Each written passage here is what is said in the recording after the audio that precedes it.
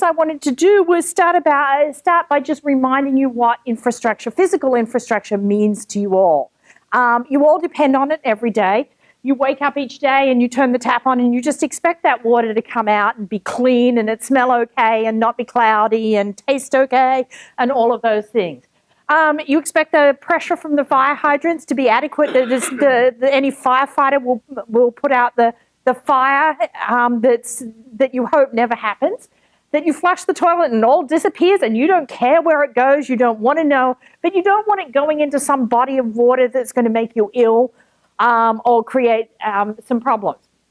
That your trash gets picked up and it disappears in some environmentally responsible manner without any problems. That the stormwater retention ponds in your neighborhood treat the water appropriately before it's released into some body of water, and that these remain healthy and reasonable places. That we get power, you flip that switch, morning, night, whenever, that we can run our computers. I should add pictures of cell phone towers these days, but all this physical infrastructure is important.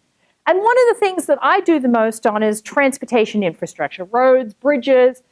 We all think about the congestion, but we don't often think about the fact that these things have to work pretty well. And subways and rail stations and the infrastructure that supports zip cars and busways, and so it goes on. The fact that those cornflakes get to the grocery shelf on a truck, but they might have come from rail, there's a whole bunch of infrastructure that you're completely dependent on and we don't think about very often. The buildings, the public spaces, the green infrastructure and the recreational infrastructure all have to be taken care of. Whether it's bike paths or the ability to have segways, that we have ways of paying for these things.